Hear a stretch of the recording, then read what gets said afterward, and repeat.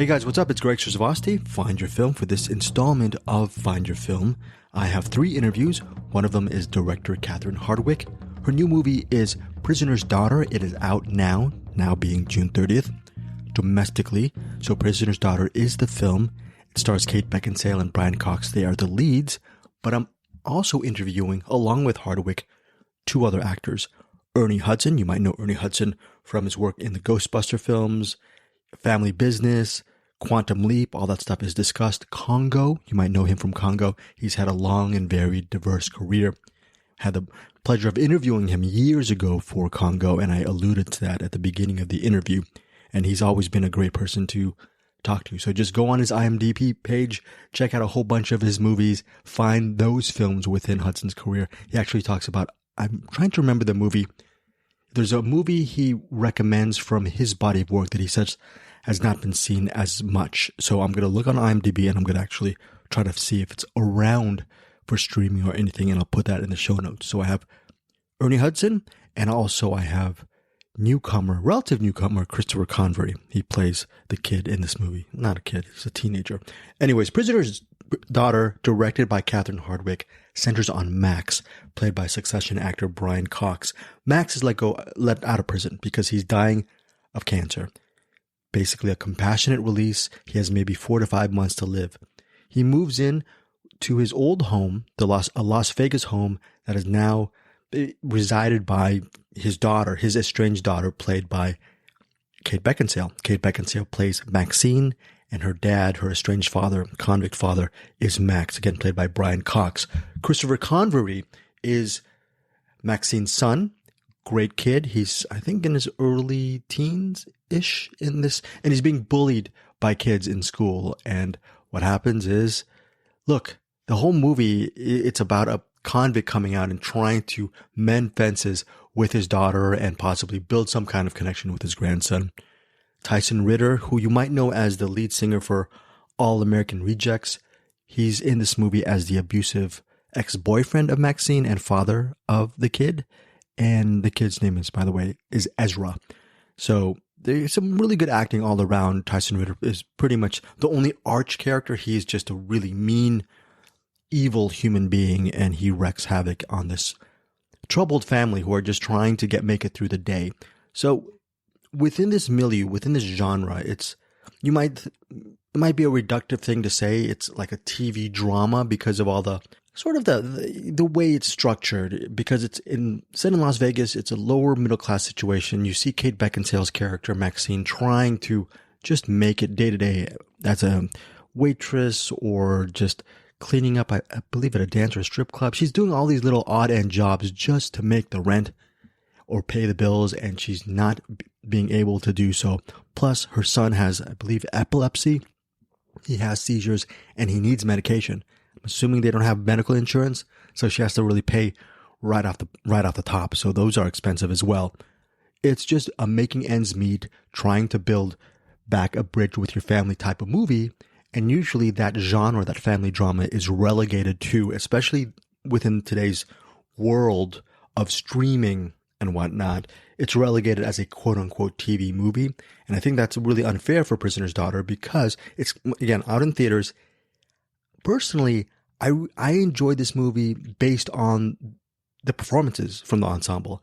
And there are things within this family drama genre that actually is a little bit, I don't want to say twisty, but the ending surprised me.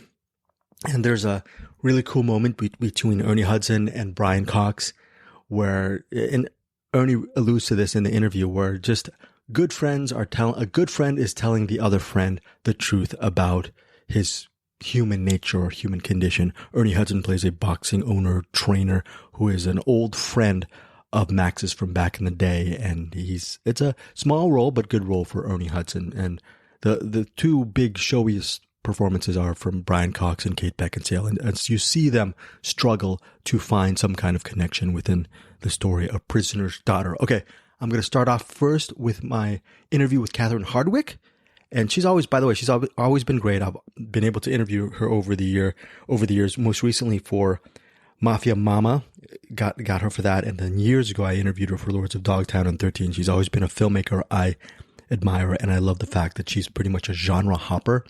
And yeah, very good person and very creative individual. So that interview's first. Second is Ernie Hudson. Again, just great talking to him since Congo back in the day. They don't remember me. I remember them, okay? Since I'm just a faceless media member. And then finally, a new face in the crowd, Christopher Convery. And he's new to me, but he's probably not new to a lot of you because he started in, I think what is called Brahms or The Boy 2, and he has other credits along his IMDb resume. And I asked him about that as well.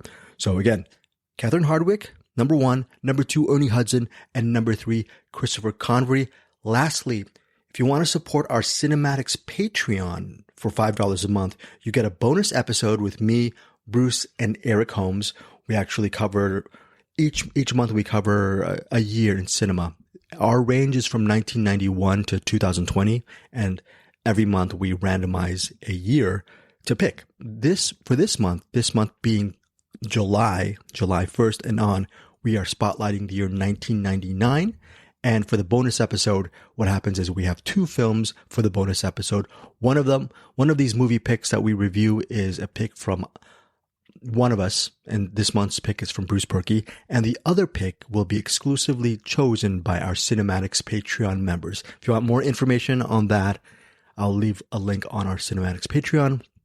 Again, Cinematics is the weekly show that me, Bruce, and Eric do, where we spotlight new movies that are coming out on that given week. Also on the Patreon is Anderson Cowan's Goodbye to Cinematics. He was a co-creator back in 2015 of Cinematics. Find Your Film is actually a creation with me, Bruce, and Eric. We actually did a weekly show maybe even as close to less than a year back. And then eventually Bruce and Eric moved on to Cinematics. And then now Find Your Film is basically a place where you can get a lot of movie interviews. And I'll be beefing up this feed as well with a lot more physical media reviews and just guest co-hosts where we talk about cinema as well. So thanks again, guys, for supporting Find Your Film as well as Cinematics, and hope you enjoy these interviews for Prisoner's Daughter. If you have any questions, or not questions, if you have your thoughts and comments on, did you love Prisoner's Daughter? Did you not? Hit me up on the email. Tell me what you think. Finally, for this month's Patreon, Bruce and I saw Prisoner's Daughter. We did a mini review of it, I guess, very, very quickly, but we talk about the ending of Prisoner's Daughter. We talk about the ending, which caught me by surprise. And we also have Catherine Hardwicke and Christopher Convery talking about the ending as well. So I'm going to combine their comments along with Bruce and I's discussion of the ending of Prisoner's Daughter. We're going to jumble that up together, and I'll put that in a mini episode, spoiler episode that is exclusive only for our Patreon members. The spoiler stuff will be walled off. All right, guys, that's enough. Get into Prisoner's Daughter. Tell me what you think of the interviews as well as the movie. Take care, guys. Talk to you soon. Bye. Hello? It's Dad. I'm getting out soon. All we know is what we've been. Maxine, table 8. Mom, ask Dad for the money. I'll handle it. I need money, Tyler. Well, maybe if you let me see him, I might be a little more generous. All we know is what we've been told. In the time I have left, I would like to spend it with you. I'll do it on one condition. You pay me rent. My God, you're still so beautiful. You're a tenant. That's it. It'll be passed down to generations to come. It's been ages since I've seen this place. It's a dump. Filled with bad memories. I'm not that guy anymore. From the fathers right down to the son. I'm tired of being picked on all the time. I'm going to take you somewhere. You always have to protect yourself. Big Daddy Bulldog's in town, huh? Think that's a good idea? You're an addict, Tyler. I'm going to ask you one last time. Or what? Don't come in here now like you're some hero, because you're not. You can't stop me from seeing him. No? Watch me. I promise I will never let them harm you again.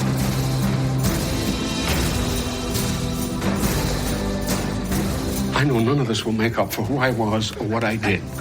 But let me be your father for once. Stop it! Get over here!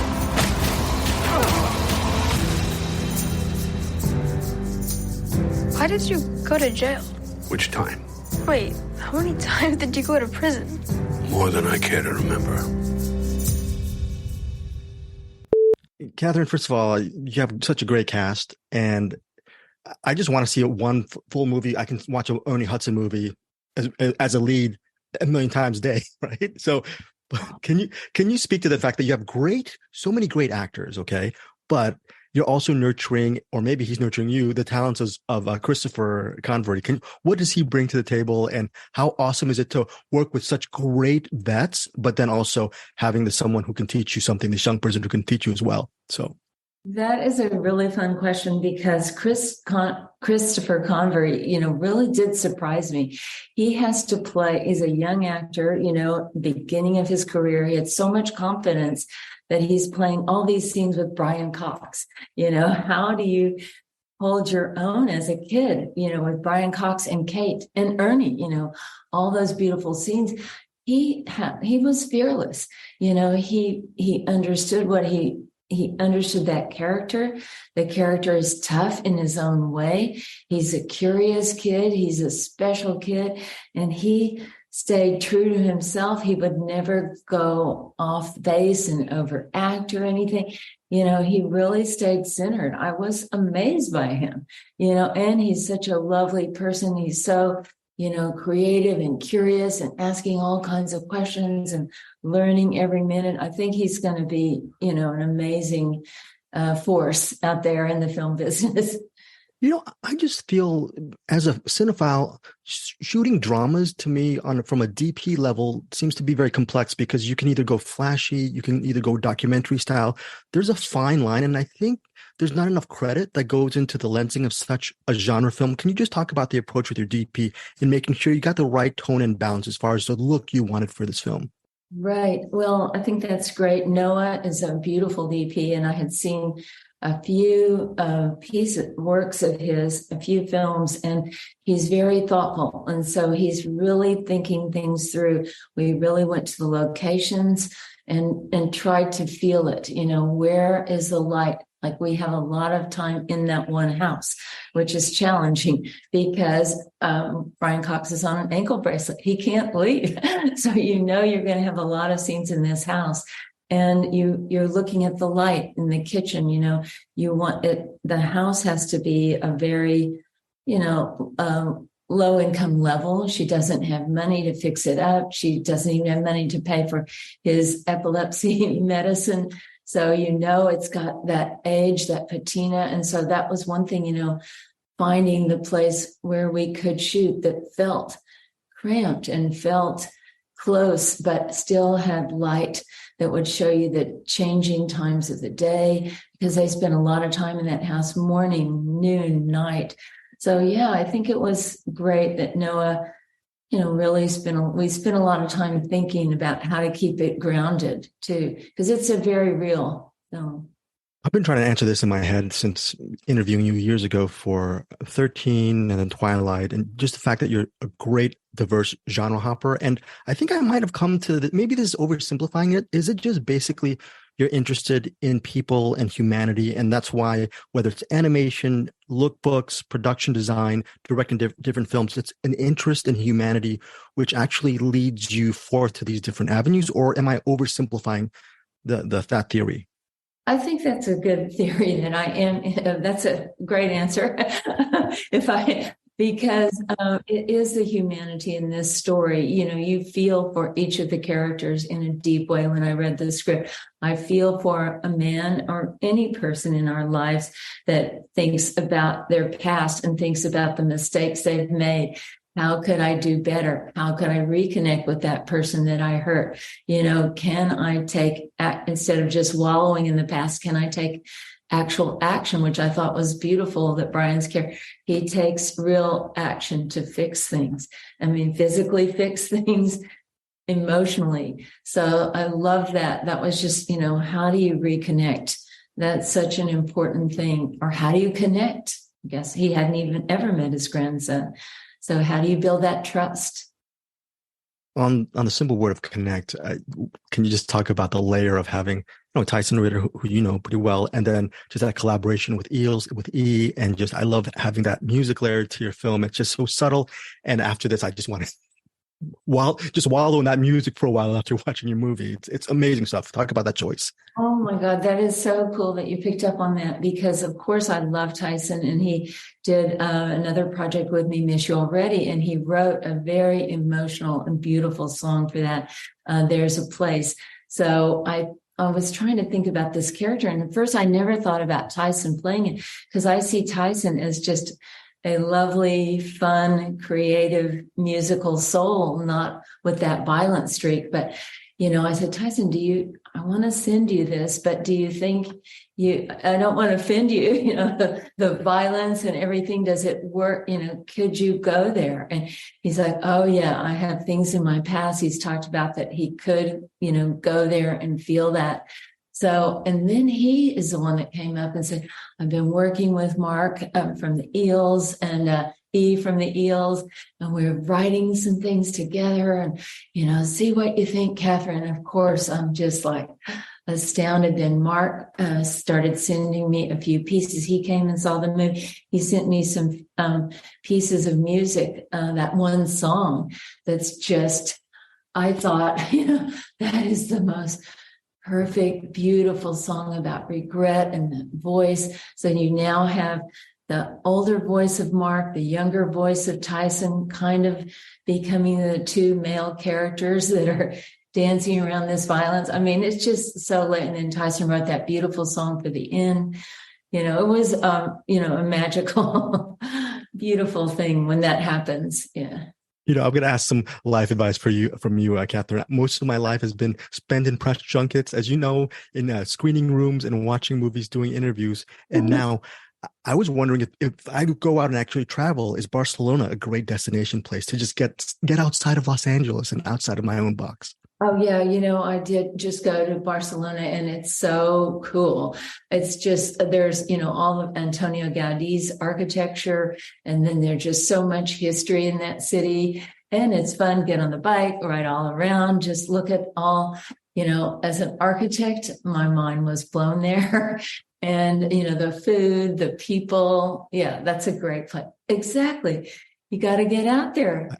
I got to stop watching so many movies. I got too many movies to watch. But final couple of questions, Catherine. What continues to inspire you about this film, which is hard to actually get on streaming or Blu-ray or DVD? What inspires you about, first, Angelo, My Love? And then the next question I'm going to ask you is, what can I expect from The Nativity Story? Because that's another film from your canon that I want to watch next. So just a two-part question, and then we're out of here, I guess. Oh my God, that's such a good, you really do your research. You're awesome. So Angelo, My Love. Oh yeah. Is it pretty hard to find? So hard. I mean, it's on YouTube. I don't want to do that. I want to actually find and pay for it. So yeah. So I just thought it was so interesting, and I realized that it was very much like 13, that Robert Duvall found this kid. He was inspired by that kid, and that kid had such a wild life. I was inspired by Nikki and what she was trying to navigate, and so it's just very personal that he used real people in there. He took you into a world that you'd never seen, and most people would have never seen and been aware of. So it's very powerful world. And then then the last one was The Nativity Story. What can I expect from watching this? Because I see so many people on Twitter just saying that's an underrated film, wonderful film for the holidays, just really great portrayals. What can I expect? Well, it's the first film where you see Oscar Isaac, so that's pretty amazing, and Keisha Cashel-Hughes is from Whale Rider is beautiful in that movie. But I think one revelation for me is just feeling Oscar, the birth of a star, really somebody that you have so much empathy.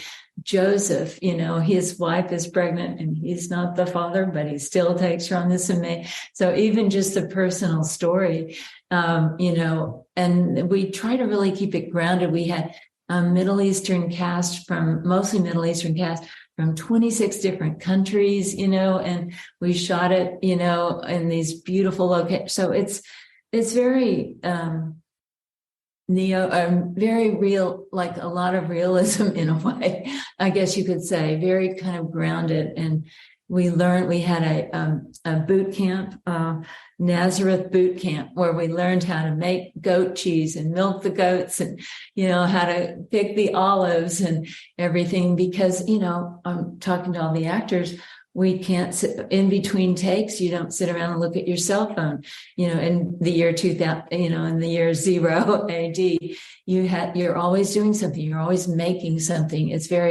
You're very connected to the land and grounded. So it'll be kind of interesting for you to see it, I think. Yeah. Catherine, thank you so much for your time. Really appreciate you, and take care. Yeah, thank you. Wow, I love all your deep questions. Okay, thank you, Catherine. Thank you, Samantha. Oh, yeah. Have fun. I hope you go to Barcelona. Have fun. I promise. Okay. Thank you. Take care. Bye-bye. Yeah. Bye. Ernie, I'm just going to take a very quick trip back in time with you just for a second before we start with Prisoner's Daughter. I remember when I was starting off, I was doing a lot of press junkets for about maybe 3-4 years. And I remember the Congo press junket. I don't remember the specifics, but you were, I think, one of the first interviewees that really came off as just very honest, and you had a lot of candor, and you're talking about minority representation in cinema. I'm trying to remember what the context was, but it was very honest. And I'm just wondering, back then and even today, how important has it been for you as an actor just to represent yourself? You're an actor's an actor, but just to represent yourself as an African-American and just support just minority representation in cinema and television, which since that year, maybe 94, 95, I'm sure it's grown. Thank goodness. Right. So. Yeah. Oh yeah. No, I think I'm so thankful that it has changed. It has grown. I'm seeing things now. I'm seeing stories told now that I couldn't have even imagined when we did Congo back 20 years ago. But I think it's been something we've been sort of pressing for, and now to see it sort of unfold. And I'm really hopeful that we don't try to slip back into, once upon a time and lose the gains we've made. But it's just really, it's an exciting time for me because, as an actor, we're storytellers. And there's so many stories that haven't been told, or they've been told and twisted to fit someone else's idea of the world. And I think it could be even more inclusive, not just in terms of groups, but also in terms of countries and places. And this is a rich world, and I think it's great to be able to see that unfold in an honest way. So I'm glad you remember the Congo. Because, it was a while. It was a while back. A while back. Time flies, right? Right. It does. I'm glad to be still standing, still talking. Yes. But it's really important. You mentioned rich world. What kind of world did you find with Prisoner's Daughter? Because great filmmaker behind the camera, and the ensemble, including yourself, is bar none just tops. So I'm sure those are the really big elements for you to be part of this universe. Can you just talk about what it was like? Yeah, I got the script, and it was kind of, do I really want to do? I mean, it's someone else's story, all those things that before you actually read the script. And I read the script, I was really drawn to it. I've always been fascinated with the idea of family, especially fatherhood. As I once said, I never knew I wanted to be an actor, but I always knew I wanted to be a dad. I always wanted to try and do what wasn't done for me. My grandmother raised me, and so families, the family dynamic, and how do you really nurture someone and help them have their best life, all those stories. And this was a story about a dad who, lived a certain way, it's about to transition, but how do you make peace with that part of you that when you were living it, you thought, okay, hey, I don't have to, I can do whatever I want to do, but it comes back to haunt you. Thankfully, I don't have, I think, anything in my life now where I got to go back and say I'm sorry for it. But I was fascinated by the story. Brian Cox, he directed several episodes of Oz, back in, a few years back. And so I knew him as a director, but to get a chance to work with him as an actor, and he's so wonderful, obviously, in the series, which I'm going blank on the name, but so I just love his work. Succession, yeah. Succession, my bad. Yeah. Jeez, that happens. See, that's when age shows. It's like suddenly I'm right with you. I'm right with you. And I would feel bad if I haven't always been that way. But so I just really, and Kate Beckinsale I'd never worked with, but I just think she's stunning. And I was really kind of curious to see how she pulls off this, that person in Vegas where life is just sort of seems to be passing by. And I'm like, yeah, but you're so beautiful. If you just put on some makeup, you'd be all right. But of course, there are people who don't see that simple solution and that they still live these lives out almost desperation. And so the story was fascinating to me, but also the relationship, the friendship. I have friends like that now. And I really would love to be able to say things to them like, oh, you were such a cool guy back but come on, you have to be honest. And so all those things were, I thought, yeah, I'd love to be a part of this view. And I think also, and I know I'm going long-winded with the answer, but I think now I'm sort of looking at a stage where this is what old age, senior citizen sort of looks like. You're like 40, Ernie, right? Because, yeah, but I've been 40 for such a long time. So, but it's and I'm like, wow, that's that ache. It's where I used to sort of brush it off and I'd get busy and a couple hours later I forgot I even had it. Now it sort of lingers there for a while. But also I think they're physical things, but also mental things. And I think the story sort of addresses that. How do you come to terms when you're facing that mortality? And I think Brian, I tease him because I get to be the old boxing coach, and he gets to deal with all these physical ailments. But and I'm older than him, but it's fine. It's kind of a running joke we've had for a long time. But I just it's great to be able to work with him. On the work, the first question I asked Catherine Hardwicke, I said, I told her I love the ensemble, and if I had my druthers, I'd just have a complete Ernie Hudson as the lead movie, and I'd have you direct all of them, and it'd be great. And she was just nodding her head and said, yes.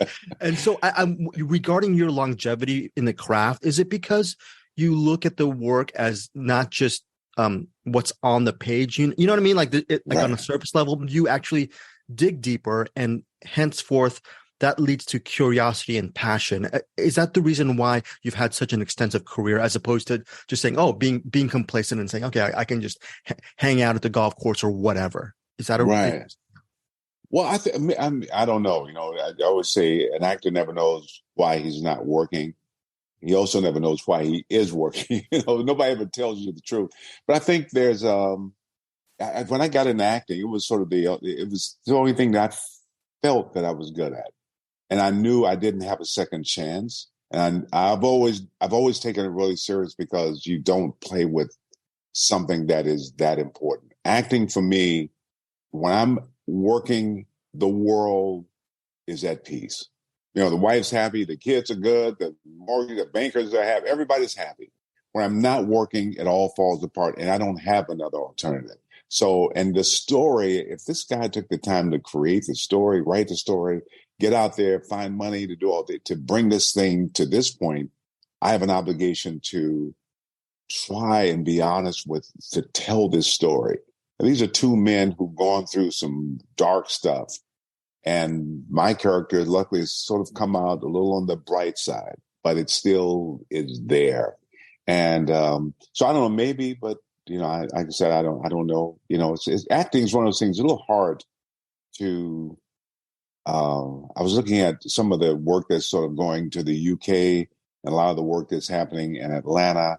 And what I realized a huge difference is we don't have the training facilities for a lot of people who are coming into the business here in the States. And that's really, really unfortunate, because it's a little bit more than just waking up and saying, hey, I can do that.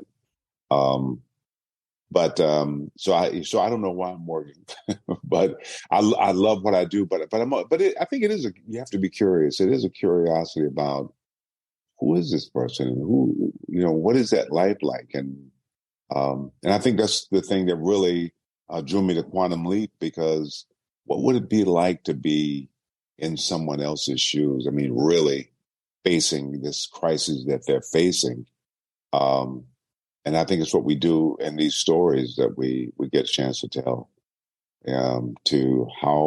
what is that like? Who are these people? What is that marriage like? What is that that relationship, all those things. It's and I think audiences find that if it's honest, if it has integrity, they discover things about themselves in it as well. So it's not just entertainment, but there's also something that's teaching, learning, feeling, that goes on in this craft that we do. It's really, to me, it's really important.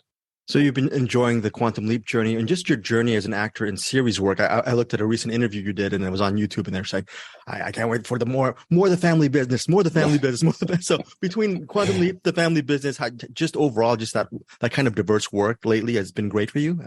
I mean, yeah, no, to me, Quantum Leap, because when you get older, as I've gotten, thankfully, and people begin to see you a certain way, and I think maybe there's an energy about me that I get into the dad thing, which is fine because, like I said, I've always been fascinated with those questions, fatherhood, and all that. So to play the dad is kind of cool, but family business is a different kind of dad. So as a guy who's head of this crime thing, and I think the first couple seasons, the family was sort of doing this kind of weird stuff, and I was always sort of the reasonable guy. And then the last season, the character gets thrown into this awful situation. I wasn't even sure how we were going to get out of it. And where he's in a mental institution and there's always happened to it. And now the new season 5, he's a kind of a different guy, and so to be that active, I'm sort of strutting around with no shirt on. I'm in bathtub scenes and I'm doing this crazy stuff that I don't get a chance to do in Ghostbusters. In Ghostbusters, so for me to be able to do, I love the Ghostbusters and I love Quantum Leap and having the responsibility, but I also love family business because, there's a whole, which speaks to the fact that it's all different worlds. Again, like I was saying, the stories, it's a whole, we're all on the same planet, but we're all living these very uniquely different lives and in different worlds. Yeah. Ernie, I'm going to close with a couple of questions. And first part of it is just from your extensive body of work, along with your series work and Prisoner's Daughter. What film? Oh. Okay. Yeah. You know what? A call came in and the whole thing went crazy. Okay. Yeah, sorry about that. Yeah. So just a movie or series work from your body of work that you would recommend to our podcast watchers and listeners for them to see that you feel is underrated or you really love, so from your stuff. Yeah. there's some things that I really, really, I just love doing, The Hand That Rocks the Cradle always sort of comes to mind because it was just, once again, getting a chance to tell a different story that I normally don't get a chance to tell, a character to live in this world and see it from a different place. Congo has always been one of the just fun things that I really sort of enjoy. And I did a movie called Everything's Jake, which is, it never really got seen much, but it was really fun to do. And I haven't had that role sort of tailor-made that, that really that you could just bring 100% to. On stage, I did a play called The Great White Hope years ago, and that demanded everything. And for an actor, you want to bring everything, but then it's not, it's not encouraged because we're not doing that. You're the guy who comes in with the information and get the hell out of the way. So I'd love to be able to find that. But in the meantime, there were those couple things that I really feel like I got a chance to sort of bring a little bit more to play. And as you're leaving, Ernie, you were talking about fatherhood. It's been a theme of this conversation. I'm 51, going on 52. Is it too late? Should I just have my niece? Is the sun going down on my prospects? What is the honest assessment of my situation, I guess? I think no. I think we live life. We have these experiences, and you have so much to offer. And I think being a father is giving new human being, just an introduction to this crazy world. And there's so much you have to give. And I think it's really, really important. And to help someone live their best lives, it gives you an opportunity to live your best life. So I just think even if people don't have kids, that mentoring or fostering, it really you grow and you benefit so much from it. And I have friends who never took that on, and I think you miss something. So no, it's not too late, and just make sure you do it under the best circumstances, because it's not just you, but the other person that you're sharing that relationship with. If that's not right, it's a nightmare. But yeah, no, good luck with your quest. And I will say fatherhood it's I think the best thing, maybe the most important thing I've ever done, with questionable results, but I'm still working on it. Thank you, Ernie, so much. I really enjoyed the film, and again, happy 40th birthday. Okay, so thank you so much. Okay. Take care. Take care. Bye bye. Hello. Yes, much better. Christopher, how are you? Here we go. Yeah, I'm good. Okay. So okay. You want to restart the question? Yeah. Okay. So yeah, just Prisoner's Daughter. How much did you get of it? Did you just was I frozen the whole time? I think, yeah, a little bit frozen, and it just broke up. But just learning from Kate and Brian Cox and Catherine Hardwicke, just a great filmmaker. So I'm sure just working and living on the set with these fellow artists must have been a great experience for you. Yes, for sure. And we all had so much fun as well. Like we all got really close because all of our scenes were together, and like I was saying, like Brian Cox, it's like a masterclass being on set with them, and it genuinely feels like in the scenes, it feels like he's my I genuinely felt like my grandfather. Like he's really good, and with Kate Beckinsale as well, there's so much emotion in her performance, and I think it really brought out my performance as well. And at the end, I don't know if we'll know this, but she literally got me a kitten as a gift at the end of the movie, which I still have. His name is Blue, which is pretty amazing. And then Catherine Hardwicke, she's an amazing director. She really had a vision for the movie, but she also really allowed us to explore our characters and kind of improvise a lot of stuff. So it really it was a great experience, and it was really awesome. And I learned so much from everybody. This is just an off tangent regarding the kitten. I used to have adopted a cat for about 7 to 8 months, and then I had to give it away to another set of guardians because everyone gets so allergic to cats. My family members. Yeah. What has it been like for you? Just are you a cat person, and how has that journey been for you? Because it's heartbreaking sometimes. Yeah. I only ever had dogs, right? And I was always asking my mom for a cat. Sean, my little brother was always asking for a cat as well.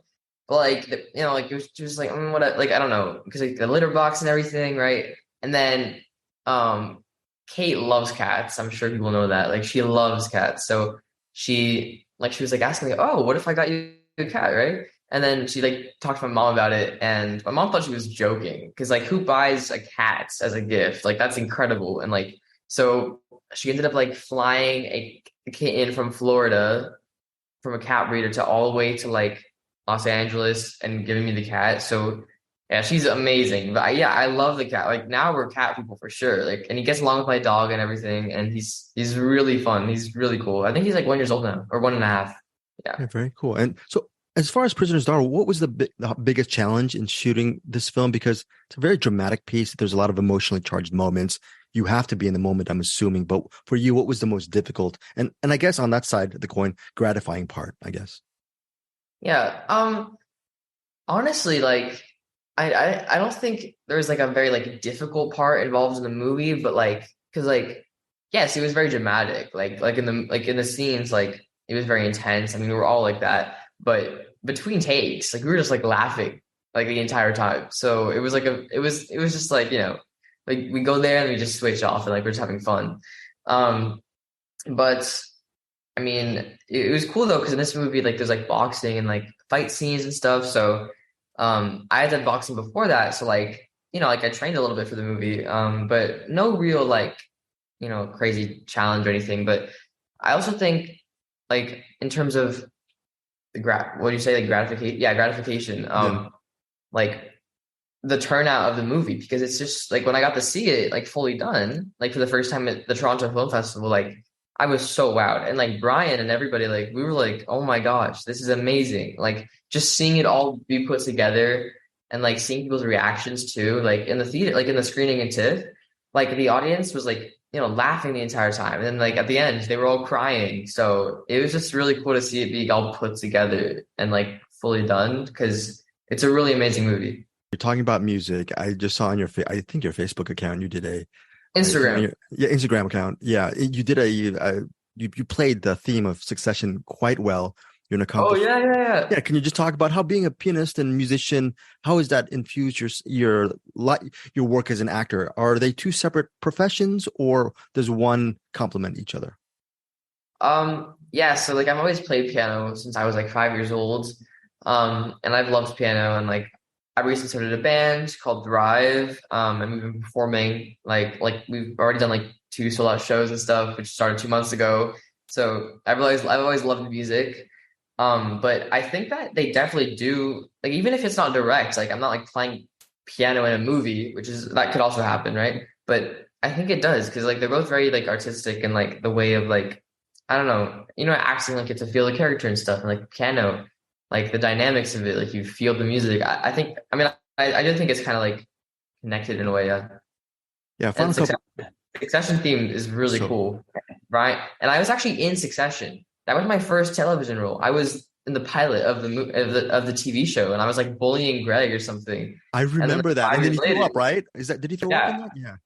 Yeah, he does. And then 5 years later, I'm working with Brian again on Prisoner's Daughter. Yeah. So final couple questions. Christopher, can you name right off the top of your head one of your all-time favorite movies? And what is it about this movie that really speaks to you? And then the second part of the question is, from your IMDb work resume, can you recommend, after this movie, our listeners, what movie or TV series of yours should they watch next, and why? Okay. So I'll start with a favorite movie. My favorite movie of all time, I think, right now, is called Fight Club.